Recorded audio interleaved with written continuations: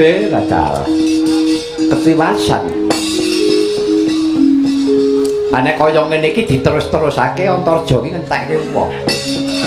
Iya, sing diarah iki para prajurit serayan. Lah iki mengko nek nganti mrendhek Kurawa kabeh dipateni ayo wurung Bratayuda.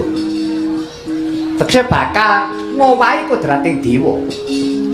Ya, jumbuh lawan pangedikane Wang Pramesti Guru. Mongko aku ora lila yen Koko Prabu Mandura iki mungsuh lawan Antarja. Dawuh pangandikane Wang Pramesti Guru wis paring dawuh supaya Antarja lawan Koko Prabu Mandura kuwi mau aja nganti ketemu. Salah sawijine kudu Antarja diracut. Nggih, Antarja mandheka dhisik dah bagus.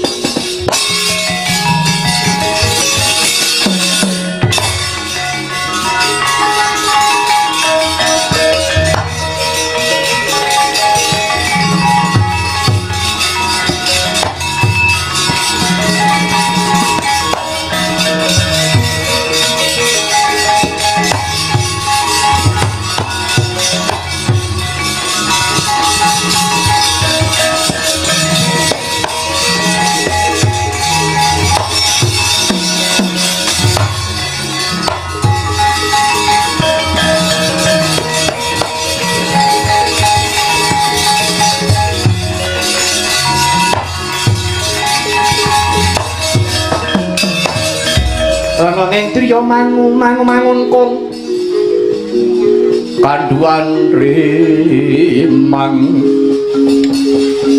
lirino tanpa kanen duh putrek nggih wong bagus anakku wong sigit Antarja ora nyono babar pisan yen to pancen jeneng sira kuluk darbe kasekten kang linuwih. Kawula niki Kanjeng Prabu. Nyuwun pangapunten ampun bilih rinaos ingkang putra pun Antarja menika lanyo mboten nampi dawuh wondene. Kula sampun mantun magudeng ayuda. Ora dadi ngopo? Ora dadi ngopo? Kados pundi?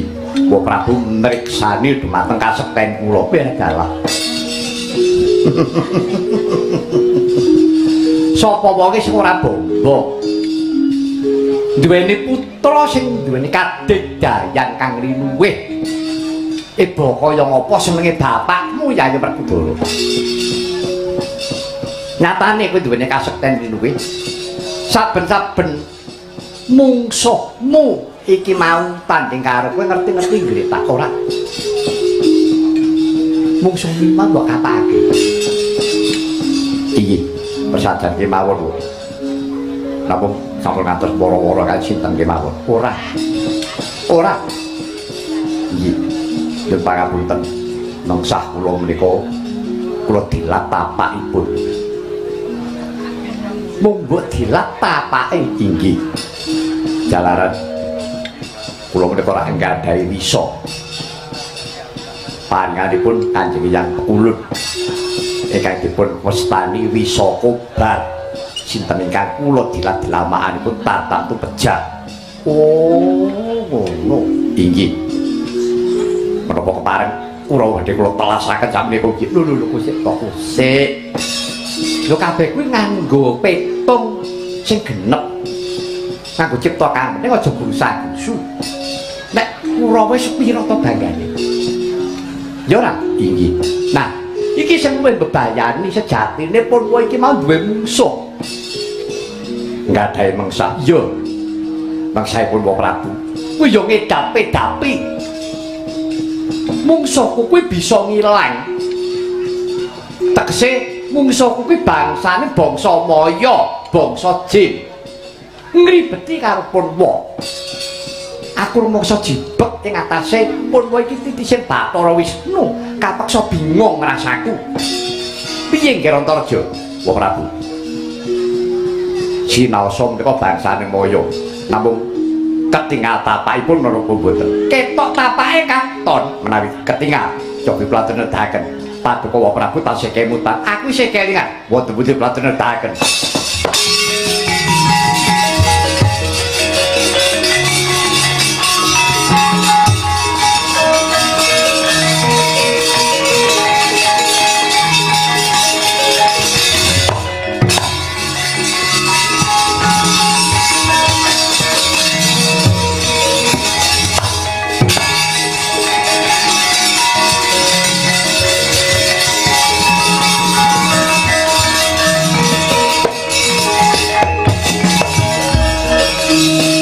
Antarja bener dawuh luwes padakmu.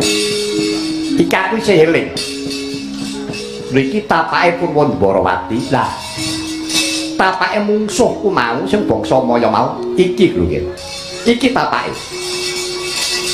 Oh menika iya. Menika tapakipun mangsaipun Kanjeng Prabu. Iya.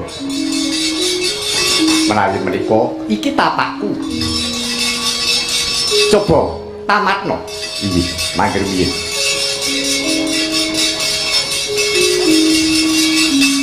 Wong Prabu, piye? Menika tapak kula menika. Tapakmu inggih. Ora, lah ya iki tapake mungsuhku. Mboten kok menika tapak kula, monggo kula atur pirsani. Menika ora sami kan tapak kula. Sami menapa mboten? Lho, tapak kuwi mbok menawa bisa padha ning mboten ngaten lho menika tapak kula mboten pangrik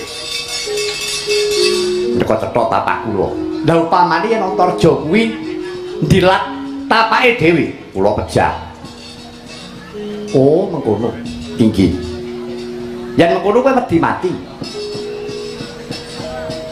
ya toh mongko nari kowe ngarep koyo-koyo kowe duwene kesaguhan malah kowe prastya karo eyangmu menawi kula mboten saged menangi Baratayuda kula entengaken pejah kula mongko ngerti ya nggih Antarja jumeneng dadi senopati kuwi ya petunge mung loro lupute menang kalah mati karo urip Antarja Nadya kowe cilik lara gedhe temekaning pati upamane kowe dene iki kowe ngrilake patimu tegese kowe iki wis misungsung kaluhuran kawan pepundhenmu para Pandhawa buktine kowe bisa ngilangi klilipe bapakmu kowe bisa ngilangi klilipe wakmu Prabu Ndwarawati Prabu Kirmina mungsuhe bapakmu Praswapati kuwi mungsuhku sing ngrampungi sapa? Ora liya mung kowe Antarja. Tekse kowe iki gedhe labuh labetmu. Upamane to kowe kuwi temekaning pati. Dongget. Kowe patimu ora muspra, misungsa kaluhuran kelawan pepundhenmu para Pandhawa. Lan maneh Antarja sumrupa ya nggih. Kowe kuwi ora ana sambung rapete karo Bratayuda Jayabinangun iki. Mulane Antarja kuwi mau ora kapacak jumeneng dadi senopati. Ngerti kowe?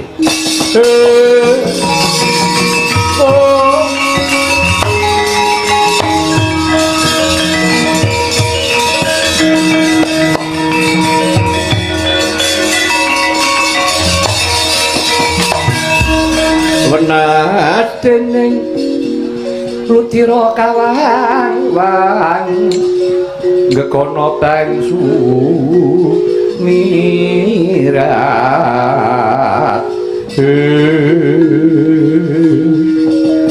dukan Dewa Prabu Jimat Semban Urawa Prabu pepundhen kula iki samangke kula ndodho rengkal patan Urawa Prabu anggen kula Cumantaka kumawantun nyirnakaken mengsah paduka lan mengsahipun Kanjeng Rama ingkang tanpa pekoyan menika kala wau. Prabu. Sepinten kalepatan kula diagung pangaksama paduka Kanjeng Prabu. Mangke kula sampun ndodho ing kalepatan kula. Kula sumanggaken pejah gesang kula Prabu. Torjo wonten dawuh. Ya, ngene ya, Nggih. Sejatine pati uriping manungsa jroning Bratayuda iki pancen ora ngrucut saka karma kang sinandhang tegese tandurane pribadi. Wis to percaya kawan ingkang Wandwarawati sabab pun wa sing ngasta kuncine Baratayuda Jaya Binangun. Weda Citapsara kuwi sing nggawa pun Wandwarawati. Inggih Prabu. Antarja wis aja tidha-tidha rasane atimu. Nadyan dina iki kowe kudu bali marang Loka Baka. Nanging yen to jeneng sira ikhlas lair terusing batin, kowe bakal bisa nyengkuyung unggul kridane pepundhenmu para Pandhawa. Mengkono nggih Rantarja.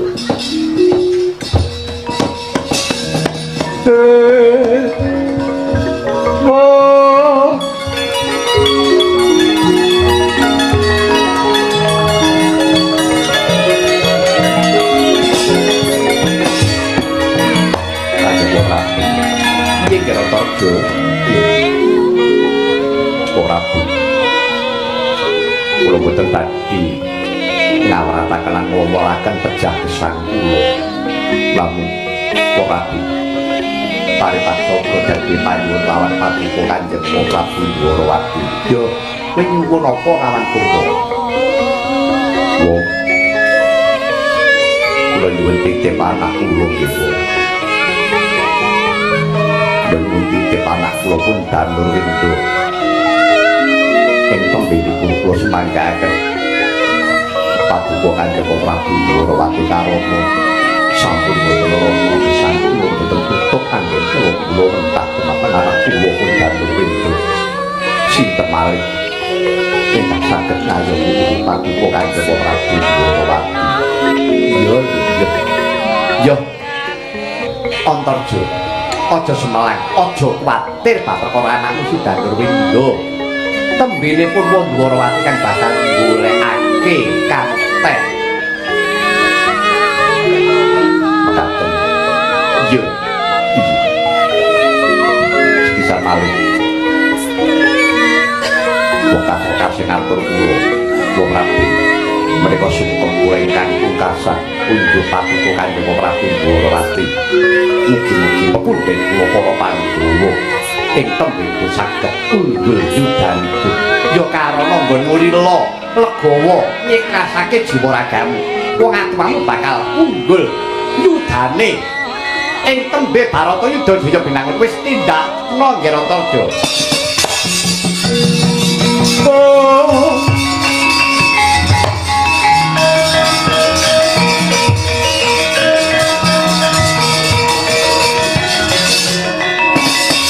Sigra pinanggeng tapake pribadi Sang Antarja ing cipta wis ngraita kalamun ing mangke Sang Antarja kedah langsung mring tepet suci. Sigra ngeningaken ciptane nuwun marang purbaning kawasa angrudat napsunira sekawan ingkang cahyanira abang ireng kuning putih ingkang mapan wonten saeting jiwa wis rinucat ing mangke Sang Antarja kaya wis rila karana wis ora kadungan nafsu andilat tapaira pribadi prepet peteng pandhune Sang Antarja ilang plas kaya sinendal yen maneh lawan Jawata kang akarya jagat.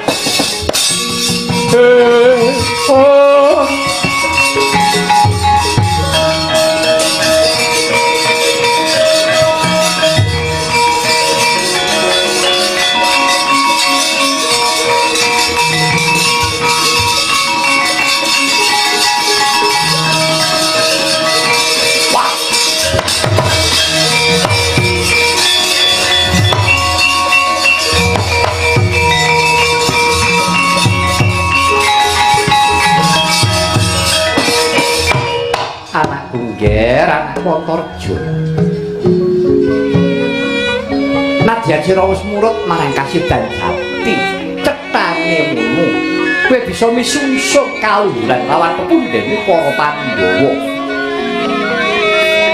nanging yen to sira paripaksa bacotake nggonmu Pancakara nyirnakake Kurawa sik kowe murungake jangkaning Dewa Perang Gedhe Barata Yudha Jaya Tinayun. Mula kang kono nggih. Antarja nadyan. Sira wis nurut marang Kasedan Jati, kowe bakal tinampa Gusti kang akarya jagat. Bakal antuk swarga mulya Antarja. Wah, anakku mati. Oh.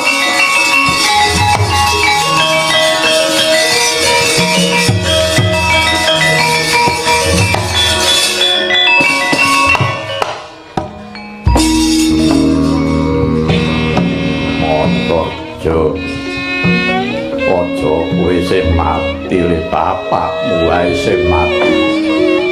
Terus bapakmu sing wis gerangan ning apa kowe sing durung-durung mati ninggalake bapakmu. Antarja kowe urip, Antarja. Antarja kowe urip ya li. Bapak mau kelangan karo kowe Antarja, kowe paniya Antarja.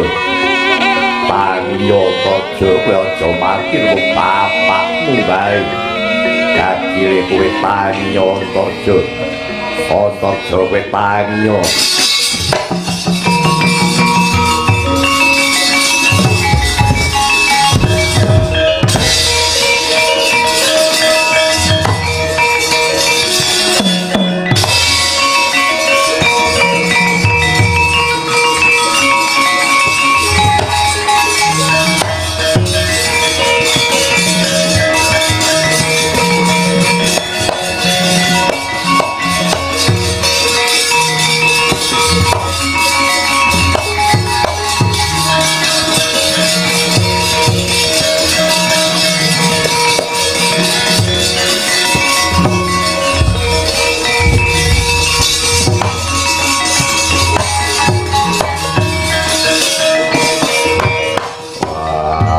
Apa luput apa Antarja nganti melu dadi korban.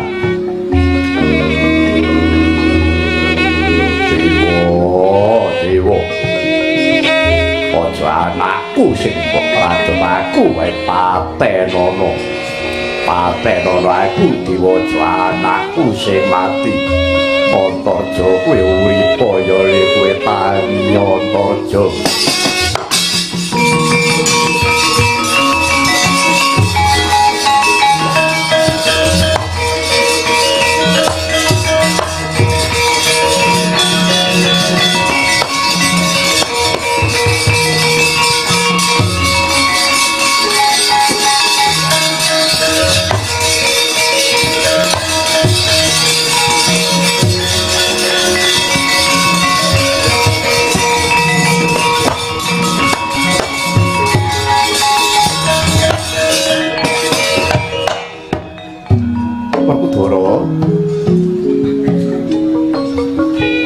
Pun kakang ora maido kaya ngapa.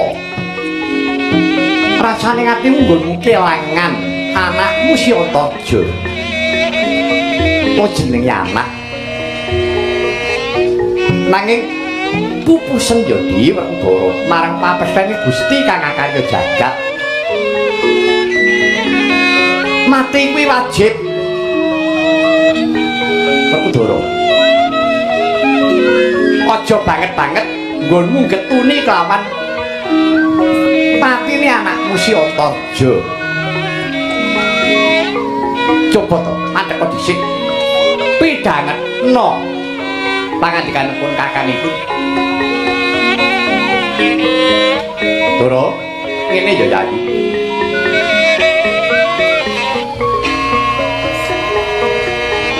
Yen to kowe kelangan Antarja temekaning pati.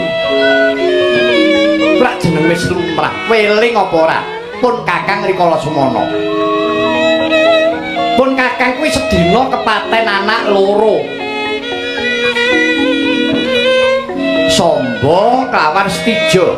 Mongko Stija kuwi kudu mati saka tanganku dhewe. Wis pikir abot ndi? Mongko kuwi ya anak-anakku tenan, anakku dhewe. Ewadene kudu mati saka bapakne. Lho, lelakon ngono mau Werkudara. Ora gumantung ana critane awake dhewe dudu critaning dewa. Biyen ki ana critaning nabi. Biyen kuwi ana critaning nabi antuk dawuh Gusti kang akanya jagat kon mateni anake liyane. Lah, carane kuwi perintahe Gusti anake ya arep dipateni. Delalah anake ya rila ikhlas gelem bakal dipateni.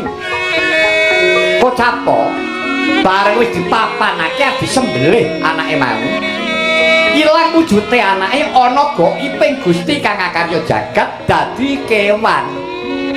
Mula nganti kelumbuhan iki ana pengetan kurban. Lah, apa to maknane kurban mau? Maknane kurban kuwi aja banget-banget nggonmu gondeli marang kahanan donya nadyan to kuwi katresnan. Anak bojo kulawarga derajat pangkat bondo donya. Anggere wong mesti tresna. Ning eri ana kuwi dudu duwekmu. Kuwi kagungane Gusti sing gawe urip. Dipundhut sewanci-wanci, kowe ora iso apa-apa. Bojoku ayu mati. Lah arep apa? Anakku bagus mati. Kowe iso piye? Kowe dudu duwekmu. Iki kagungane Gusti dipundhut karo Gusti sing gawe urip ya wis. Kowe kudu rila, kudu ikhlas. Lah, kuwi lho Yayi. Piwulang kurban kuwi manut panemunipun Kakang kaya ngono kuwi. Yen liyane duweni penemu sing luwih upama, luwih prayoga. Nek gaduh ing panemu kuwi lagi tekan sumu. Mula Yayi sing abot dhewe kuwi ngorbanake katresnan. Pancen kala mangsane ya abot-abot tenan. Ning arep dikaya apa? Ya kowe kudu rila, kudu ikhlas. Wis. Werkudara. Pakanyanmu iki isih akeh. Ora abot kabeh. Punarpane anakmu Siontarja. Pasrahna karo para brahmana. Karben padha ndedonga marang keparinging Gusti kinten munggahke marang Dahana Pancaka. Karben tumuli sampurna anakmu. Oh.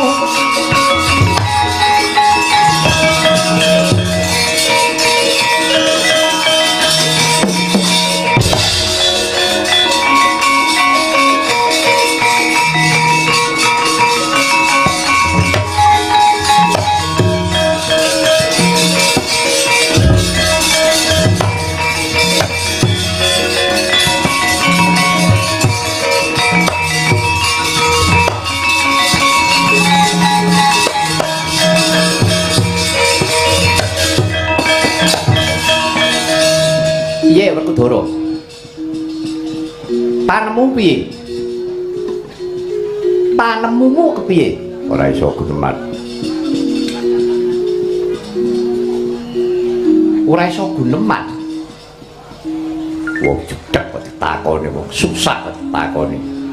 Sing goblok sing takon apa sing ditakoni? Oh ya wis. Lha pancen maksud lamun ngono ya wis. Ora sida takon, ya mung pun Kakang paring dawuh karo Si Adi. Nalika ngarep pun Kakang wis paring dawuh lho. Gawehamu iki mengko isih abot, isih akeh. Ngono. Ora mung saiki tok, iki kok isih dawa lho. Yo. Saguh ora? Yen saguh ya lakonana, nek ora saguh ora dadi ngopo. Yen to pancen Yayi Werkudara ora saguh, ya wis pun Kakang ya leren. Anggonku dadi pamonging Pandhawa. Bratayuda karepmu ora ya karepmu. Wong sing duwe kewajiban iki para Pandhawa pun Kakang iki rak mung ngemong. Nek pancen sing dimong wis ora keneng ya wis. Apa sing momong arep nikah? Wis. Saiki ripiyen rasane atimu Yayi? Wis selehno. Ikhlasno pasrahna marang Gusti kang akan ya jagat. Ayo, derek pun Kakang.